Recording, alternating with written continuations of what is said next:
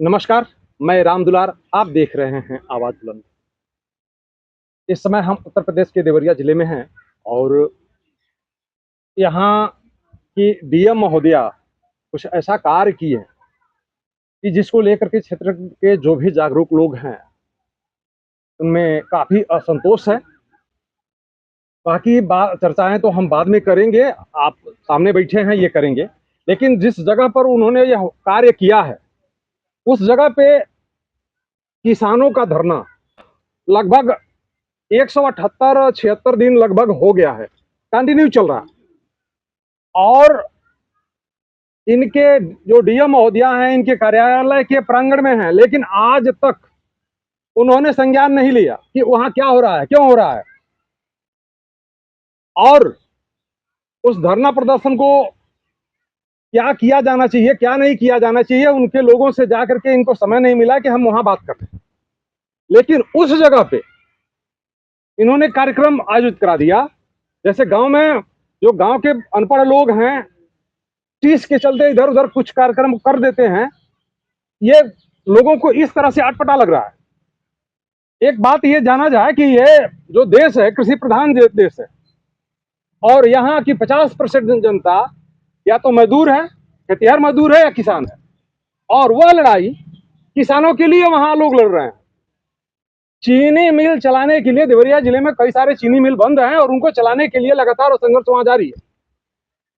और उसको बिगाड़ने के लिए कहा जाए, इन्होंने औचक वहां कार्यक्रम रखा है और अपना उसको संचालित किया कराया है।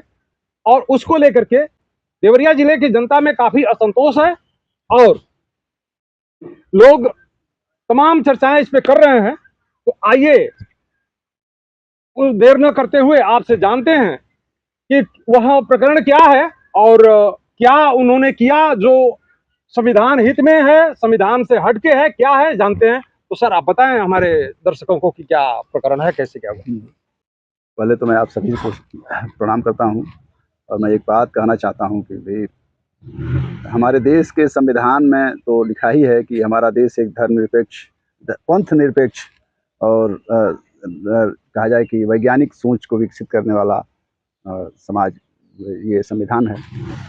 उसमें वो अपने अपने व्यक्ति की स्वतंत्रता तो देता है, लेकिन निजी तौर पर देता है। अपने घरों में अपने संसाधनों से आप धार्मिक और अपने आस्था के अनुरूप कोई आयोजन कर सकते हैं, लेकिन सरकारी स्थानों पर और सरकारी खर्चे से सरकारी लोगों द्वारा पद पर रहते हुए उस पद के माध्यम से कोई आयोजन आप नहीं करेंगे, जिससे कि ऐसा लगे कि इस सरकार का जो चरित्र है, इस सत्ता का जो चरित्र है, इस जिलाधिकारी का जो चरित्र है, वो एक धार्मिक चरित्र है। और दूसरे धर्म के लोग वहाँ जाने से, दूसरे पंथ के लोग वहाँ जाने से, दूसरे विचार के लोग वहाँ जाने से डरें। उनको लगे कि हमारे साथ न्याय नहीं होगा, हमारे साथ न्याय नहीं मिलेगा। और जाहिर सी बात है कि कोई सरकारी आदमी और किसी सरकारी जगह पर सारे पंथ जितने हैं, जितने तरह की पूजा पद्धतियां हैं, सबका कोई वहाँ प्रदर्शनी तो लगा नहीं सकता है, एक की भी नहीं लगा सकता है। उसके लिए लोगों के अपने अपनी आस्थाएं हैं, अपने अपने घर हैं। लेकिन मैं पिछले मंगलवार को जब कचहरी गया और मुझे वो किसान आंदोलन चल रहा है, वहाँ एक धरना चल रहा है लंबे समय से। मुख्यमंत्री ने कहा था कि वो बैतालपुर शुगर मिल चालू कराएंगे और देवरिया के और शुगर मिल भी चालू कराएंगे। चुनाव के दौरान उन्होंने कहा था कि हम 100 दिन में चालू करा देंगे। फिर जो है प्रधानमंत्री और दूसरे लोग कहते हैं किसानों की आय दुगनी की जाएगी, लेकिन ऐसा कुछ नहीं हो रहा है। तो कुछ सुनने में ऐसा भी आया था कि इन लोगों के द्वारा चुनाव के कुछ ही दिन पहले कुछ शिलान्यास वगैरह भी कुछ किया कराया गया था। हाँ, इन्होंने एक आश्वासन दिया था, जैसे लग रहा था कि हो ही जाएगा। तो ये उसको याद दिला रहे हैं कि भाई जो वादा किया है पूरा करो और मिल चालू करो और इस तरह के और भी किसानों की आय दुगनी करो। कुछ नारा लगा रहे हैं किसान लोग अपनी समस्याओं को लेकर के। तो बहुत छोटी सी जगह है वहाँ पीपल के पेड़ के नीचे, जहाँ धरने चलते रहते हैं। वहाँ कोई ना कोई धरना चलता रहा है, लेकिन सरकार जिसको चाहती है चलता है, नहीं तो उस धरने को नहीं चलने देती है। अभी एक किसानों का धरना चल रहा था, इससे 4-5 साल पहले हम लोग थे उसमें संचालित कर रहे थे। उसका पता चला कि डीएम और एसपी मिलके उसका हमारा दरी और बैनर वहाँ से उठवा ले गए और हम लोग एक चौरी चौरा कांड जो हुआ था, वहाँ के शहीदों को पैदल जा करके हम लोग उनके सम्मान में, वो भी किसान आंदोलन वाले लोग थे, किसानों की समस्याओं को लड़ रहे थे, तो वहाँ हम लोग वहाँ पुष्पांजलि अर्पित करना चाहते थे। और उस दौरान गिरफ्तारी कर ली गई, मेरी ही गिरफ्तारी कर ली गई घर से और कई लोगों को गिरफ्तार किया गया। और फिर मैं बताऊं कि 2 दिन तक गौरी यानी बाजार कार्यक्रम का हाँ, दमन किया गया, कार्यक्रम का दमन किया गया 2 दिन गौरी शासन प्रशासन का और अनुचित प्रयोग करके। और जो चौरी चौरा का जो कांड हुआ था उसके दिवस के 2 दिन पहले से वहाँ गौरी बाजार से और चौरी चौरा तक के सारे यातायात को रोक दिया गया। उनको डर था कि हम लोग कहीं पैदल चले जाएंगे, तो हमारा दमन किया गया। वही धरना स्थल था, मैं बता रहा हूँ, जहाँ वहाँ धरना चल रहा था वहाँ नहीं होने दिया गया धरना हमारा। वहाँ दूसरे धरने चल रहे हैं, लेकिन कभी वहाँ ऐसा नहीं होता है कि जनता के मुद्दों को से हट के कोई इस तरह का धार्मिक आयोजन किया जाता हो जो यहाँ की रवायत में नहीं किसी है। जिम्मेदार पदस्थ अधिकारी हाँ, के द्वारा। किसी पूजा पद्धति का और किसी देवता की पूजा की जाती हो, या पब्लिक कोई करने जाती नहीं है वहाँ पर। लेकिन इस बार तो ऐसा हुआ कि पिछले मंगलवार को यहाँ की जिलाधिकारी महोदया के ही सौजन्य से, उन्हीं के देखरेख में, उन्होंने ही पूजा किया। बैनर पर उनका नाम लिखा हुआ था। ऐसे आप कैसे कह सकते हैं कि जिलाधिकारी देवरिया के जिलाधिकारी महोदया के सौजन्य से ही वो कार्यक्रम हुआ, ये कैसे कह सकते हैं आप? वो जो वहाँ टेंट लगा था और उस पर बड़ा सा बैनर लगा था, उस बैनर पर लिखा हुआ था कि सौजन्य से जिलाधिकारी देवरिया। अच्छा। बड़ा मंगल और हनुमत पूजा और फिर जो है सुंदरकांड का पाठ और महाभंडारा। तो ऐसी कोई रवायत देवरिया जिले में नहीं है कि कोई इस तरह का कार्यक्रम किया जाता हो, और कोई कार्यक्रम होता भी हो, कोई करे भी तो किसी मंदिर पर कोई कर सकता है कुछ पूजा पाठ खिलाने का कार्यक्रम, या व्यक्तिगत अपने व्यक्तिगत कर सकता है। लेकिन वो देखा गया कि उस धरना स्थल पर जहाँ वो धरना किसानों का चल रहा है, उस धरना को सिकोड़ दिया गया, उसको वहाँ से हटा दिया गया, और वहाँ वो जहाँ लोग बैठते थे उनकी दरी हटा दी गई और वहाँ टेंट लगा दिया गया, वहाँ भंडारा लगा दिया गया, और वहाँ जिलाधिकारी महोदया आई और वहाँ उन्होंने पूजा किया। पूजा करके उन्होंने और उनके अधिकारियों ने मिलकर वहाँ जो है प्रसाद वितरण किया। जैसे लग रहा है उस कार्यक्रम में अगर ये सरकारी कार्यक्रम था, उस कार्यक्रम में ये कहा जाए कि ये शासन सत्ता का जो एक हनक दिखा किसानों के प्रति, उनको सिकोड़ दिया गया, किनारे कर दिया गया, तो हमारे धरना को प्रभावित किया इन्होंने। मुझे एक डर ये लग रहा है कि उसको धरना स्थल के रूप में न रख के पूजा स्थल के रूप में विकसित करना चाहती हैं जिलाधिकारी महोदया, और सत्ता की चापलूसी के चक्कर में। जबकि हमको तो उम्मीद थी कि ये इंग्लैंड से पढ़ के आई हैं और विज्ञान की छात्रा रही हैं, इंजीनियरिंग बीटेक किया, एमटेक किया है, और यहाँ के सांसद भी कुछ बीटेक एमटेक हैं, वो भी विदेश से लंदन से पढ़ के आए हैं, और भी लोग हैं, सीडीओ हैं, सब हैं, साइंस वाले हैं। तो कुछ वैज्ञानिक चेतना लोगों की बढ़ेगी, अंधविश्वास से मुक्ति मिलेगी, और ये लोग थोड़ा लोगों को बताएंगे कि अपने दम पर आदमी को आगे बढ़ना चाहिए, किसी भगवान भरोसे नहीं रहना चाहिए। क्योंकि हमारे स्वतंत्रता आंदोलन में किसी भी पार्टी के नेता ने कभी जनता से नहीं कहा कि आप किसी की पूजा कीजिए और कोई धार्मिक अनुष्ठान कीजिए तो देश आज़ाद हो जाएगा। सब कहते थे कि आप लड़ेंगे, आप संगठन में आएंगे, आप आंदोलन में आएंगे तो देश आज़ाद होगा। सुभाष चंद्र बोस कहते थे कि तुम मुझे खून दो, मैं तुझे आज़ादी दूंगा। तो कोई नेता ये नहीं कहता था कि आप मेरे साथ आएंगे तो नहीं भला होगा, हनुमान जी के साथ जाएंगे तो भला होगा।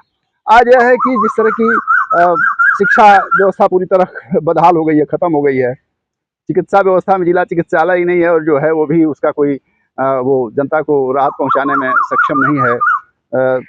मतलब ये कहा जाए कि अभी अभी आपने देखा होगा कि जूनियर हाई स्कूलों में वेद पाठ और रामायण का पाठ, कर्मकांड कराए जा रहे हैं। आरएसएस की कोई शाखा संस्कृति मंत्रालय से मिलकर उसने जिले स्तर पर सारे जूनियर हाई स्कूलों में वो करा रही है। ये ढेर सारे इस समय असंवैधानिक और जनता के बीच अंधविश्वास पैदा करने वाले और उसकी वैज्ञानिक चेतना को कुंद करने वाले, और कहा जाए कि एक पंथ विशेष को पुष्ट करने वाले और दूसरे पंथ को मानने वाले लोगों को डराने वाले कार्यक्रम किए जा रहे हैं। ये सरकारी तंत्र सरकारी तंत्र कर रहा है, और सरकारी तंत्र और सरकारी संस्थानों के माध्यम से किया जा रहा है, स्थापित कराया जा रहा है। बिल्कुल। तो जब मैंने देखा कि ये कलेक्ट्रेट परिसर में और जिलाधिकारी कार्यालय पर और जिलाधिकारी के सौजन्य से और उनके अधिकारियों के सहयोग से वहाँ पूजा पाठ किया जा रहा है, और वो वहाँ महाभंडारा एक किया जा रहा है, और बड़ा मंगल का किया जा रहा है, जो कि यहाँ की रवायत नहीं है। वह लखनऊ के खास इलाके में आंचलिक क्षेत्रीय त्यौहार है। ग्राम देव कुल देव होते हैं, वो ग्राम देव जैसा वहाँ के किसी गांव का या किसी मोहल्ले का एक कार्यक्रम है। अब उसको ले जाकर के देवरिया में आरोपित किया जा रहा है। देवरिया में वैसे भी तमाम मंदिर हैं, तमाम देवालय हैं, और लोग अपने अपने आस्था के केंद्रों पर जा जाकर के पूजा कर रहे होंगे। कोई शिव जी को पूजा कर रहा होगा, कोई जाके हनुमान जी का तमाम दर्शन कर रहा देवी देवता हैं या जो भी अपने धर्म के हिसाब से इस समय जाके कोई कहीं कड़ाही चढ़ा रहा होगा। लोग अपनी आस्था अनुरूप कर रहे हैं, वो तो कोई उस पर कोई दिक्कत नहीं है किसी को। लेकिन जिलाधिकारी जब ऐसा काम कर रही हैं जिलाधिकारी कार्यालय में, तो उससे जनता के बीच एक संदेश जाता है कि सत्ता का चरित्र धर्मनिरपेक्ष नहीं रह गया है, इस सत्ता का चरित्र वैज्ञानिक नहीं रह गया है, और विज्ञान पढ़ करके और परिश्रम करके यहाँ तक पहुँचे हुए लोग दूसरों को भगवान भरोसे छोड़ना चाहते हैं, इस देश के नौजवानों को भगवान भरोसे छोड़ देना चाहते हैं। ये बहुत ही खराब है, और संवैधानिक का ही मामला नहीं है, यह अनैतिक का भी मामला है कि आप जनता को क्या देना चाहते हैं। कभी हमारे यहाँ के पुरखे अपने बच्चों से नहीं कहते रहे हैं कि तुम डरो, यहाँ भूत है, यहाँ पिशाच है, यहाँ कुछ और है। वो उनको अपने बल पर और अपने मेहनत के बल पर आगे बढ़ने की बात करते रहे हैं। मनुष्य के लिए मनुष्य ही ईश्वर है। हमारे यहाँ की गरीब जनता तो जिलाधिकारी को ही ईश्वर मानती है, और जिलाधिकारी कहते हैं कि नहीं, हनुमान जी के शरण में चले जाओ, मेरे शरण में मत आओ। अब हम प्रार्थना किससे करें? जिलाधिकारी से करेंगे कि हनुमान जी से करेंगे जाके?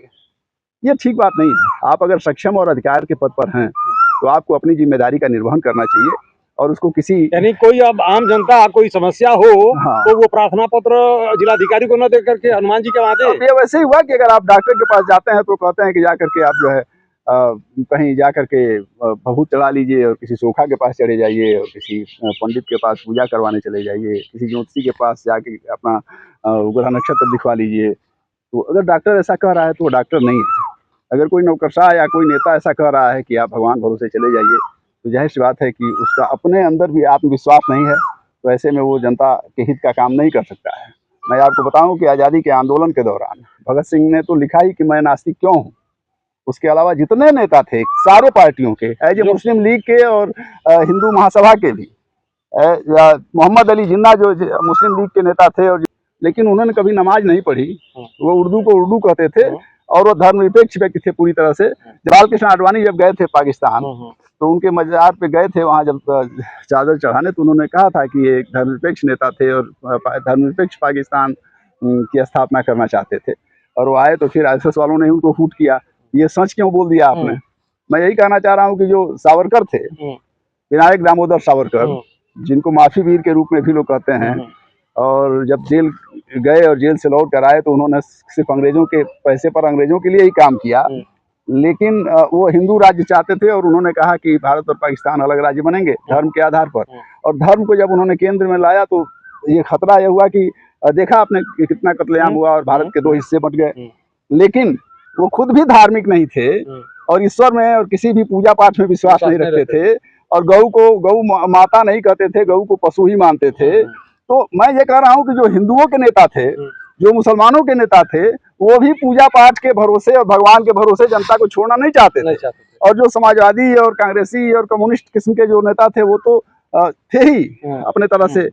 सभी चाहते थे कि हम मिल करके, हम सभी मिल करके और एक उन्नत भारत का निर्माण करेंगे, इस भारत को आज़ाद कराएंगे।